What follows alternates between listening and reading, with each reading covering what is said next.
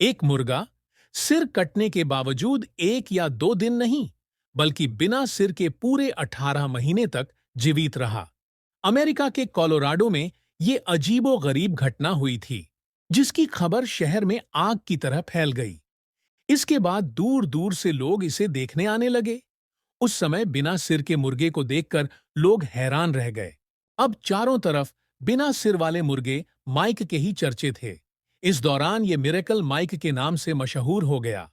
Miracle mic की ख्याति इतनी फैल चुकी थी कि लॉयड ओल्सेन ने उसे देखने तक के लिए भी टिकट लगा दिया था, जिसकी वजह से वे महीनों के हजारों डॉलर्स कमाने लगा। लेकिन कैसे लॉयड ओल्सेन की एक गलती से माइक दुनिया से चला गया। एक पक्षी ने सभी बाधाओं को पार करते हुए अपना सिर खोने के बाद 18 महीने तक जीवित रहा। यह माइक द हेडलेस चिकन की अविश्वसनीय कहानी है। नमस्कार, इंफोटेनमेंट हिंदी में आपका स्वागत है। 10 सितंबर 1945 को अमेरिका के कोलोराडो राज्य के एक छोटे से शहर फ्रूटा में रहने वाले किसान लॉयड ओल्सेन अपनी पत्नी क्लारा के साथ अपने फार्म पर मुर्गे मुर्गियों को काट रहे थे। इस दौरान लॉयड मुर्गों का गला काटता जाता और पत्नी इनकी सफाई करती जाती। फिर उन्हें मार्केट में बेचने के लिए तैयार किया जाता है। उन्होंने करीब 40-50 मुर्गे मुर्गियां काटी। दिन के अंत में जोड़े ने देखा कि कटे हुए मुर्गे में से एक मुर्गे के साथ कुछ अजीब हो रहा था। वह अभी भी बिना सिर के घूम रहा था। 5.5 महीने का अमेरिकी वैंडोट नस्ल का यह मुर्गा न केवल चल रहा था, बल्कि उड़ने की कोशिश भी कर रहा था। मुर्गा अपना सिर खोने के कई घंटे बाद भी चल रहा था। ये कुछ हद तक भ्रमित करने वाला था। उन्होंने इसे उठाया और आंगन में एक बक्से में ये सोचकर रख दिया कि शायद ये मरने से पहले फड़फड़ा रहा है और कुछ देर में अपना दम तोड़ देगा। अगली सुबह जब ओल्सेन परिवार ने बक्सा खोला, तो वो आश्चर्यचकित रह गए। देखा कि मुर्गा अभी भी जीवित और सक्रिय है, तो फार्म के मालिक को उस पर तरस आया और उन्होंने पक्षी की देखभाल करने और यह देखने का निर्णय लिया कि वह कितने समय तक जीवित रह सकता है। जब वे बाजार में कटे हुए मुर्गे बेचने गए, तो वे उसे अपने साथ ले गए। थोड़े से मनोरंजन के लिए लॉयड ने लोगों से शर्त लगाना शुरू कर दिया कि उसके पास एक जीवित सिरहीन मुर्गी है। कई लोगों ने कहा, ऐसा हो ही नहीं सकता। और जब ओल्सेन ने सच में बिना सिर के इस चमत्कार को लोगों के सामने रखा, तो लोग मुर्गे को देखकर हैरान रह गए। इस तरह मुर्गे को लोगों को दिखाकर लॉयड शर्त जीत जाता। उसने मुर्गे का नाम माइक रख दिया।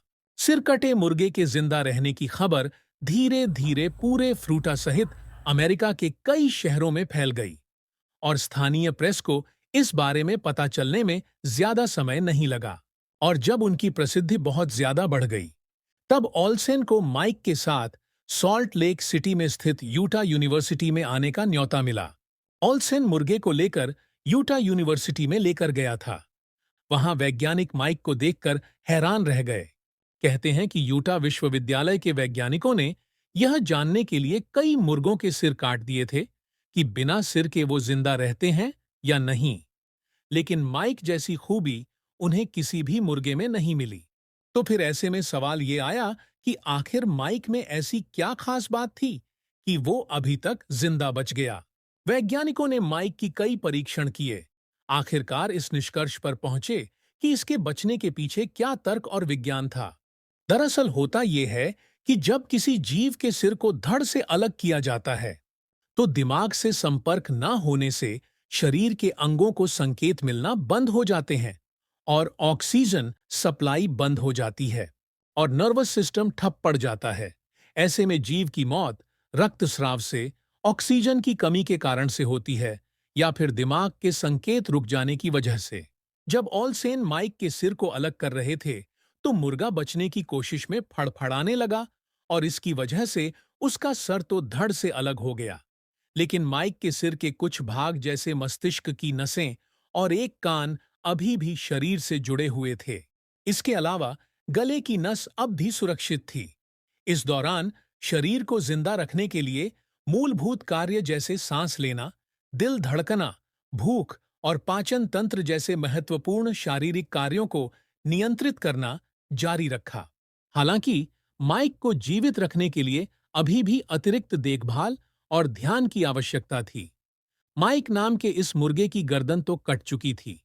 ऐसे में मालिक ओल्सेन ने उसे जिंदा रखने और दाना पानी देने के लिए एक नायाब तरीका निकाला। इस दौरान ओल्सेन ने एक आई ड्रॉपर की मदद से खाना सीधे माइक के अन्न प्रणाली में डालने का फैसला किया।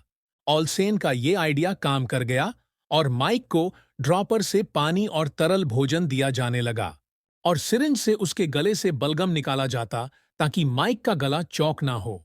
इसके अलावा उसकी मौत अत्यधिक रक्तस्राव से भी हो सकती थी, लेकिन यहां भी उसके भाग्य ने उसका साथ दिया।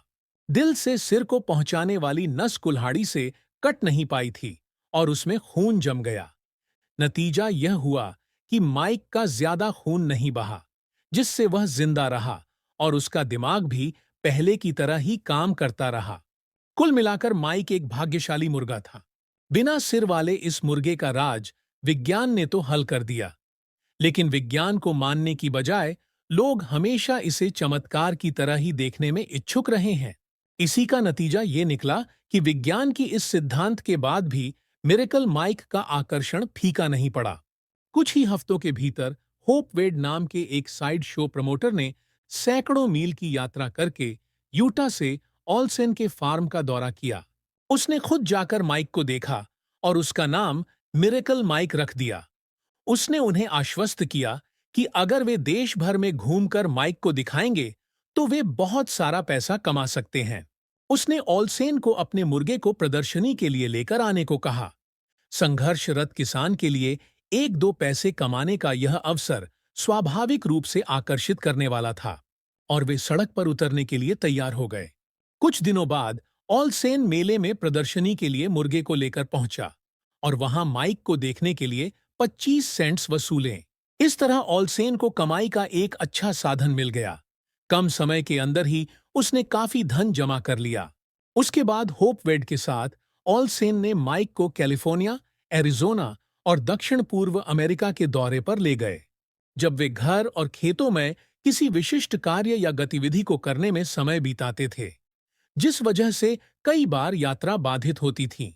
यह वह समय था जब दूर दूर से माइक के प्रशंसक ऑलसेन को मेल भेजते थे। उनमें लिखा होता था, माइक को रोड शो पे न लाने से यह सब नाराज थे और कुछ लोगों ने ऑलसेन के इस व्यवहार को नापसंद किया।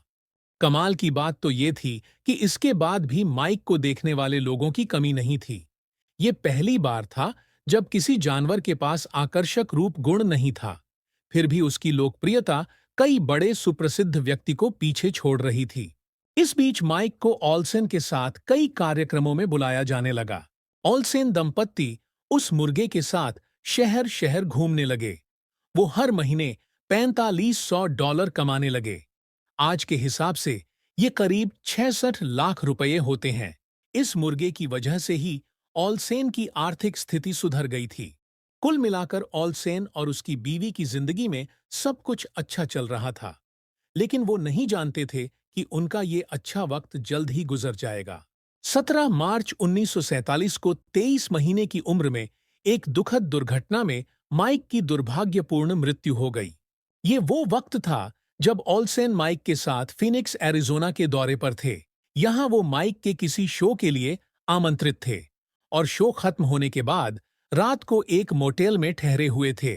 इस दौरान ऑलसेन को माइक की छटपटाने की आवाज सुनाई दी। उन्होंने देखा कि नली में जमे बलगम के चलते माइक का गला जम रहा था।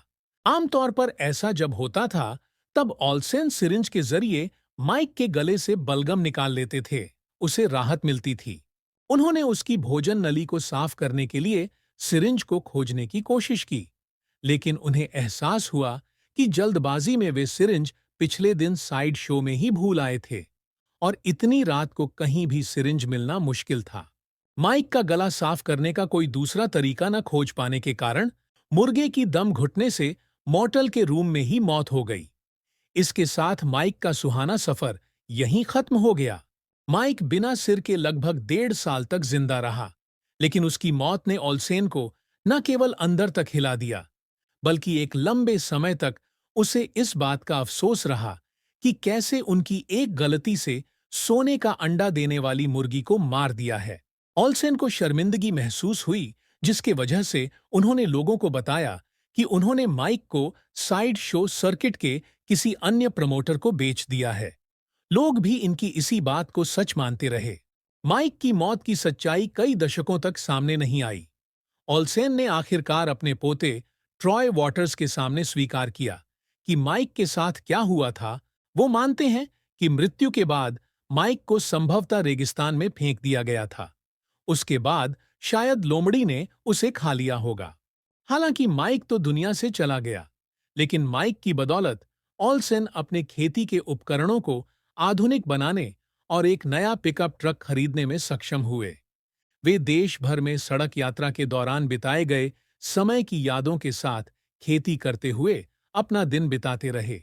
इनकी रईसी देखकर दूसरे किसानों ने भी कुछ वैसा ही करने की सोचा, जिसमें ऑल्सेन के पड़ोसी भी शामिल थे, लेकिन कोई भी कभी सफल नहीं हुआ। कुछ किसानों ने तो ऑल्सेन से मुर्गे की गर्दन को उस तरह काटने की तरकीब पूछने लगे। ऐसा पूछने पर ऑल्सेन खुद हैरान रह जाता, क्योंकि उसने जानबूझकर तो मुर्गे की गर्दन काटी नहीं थी।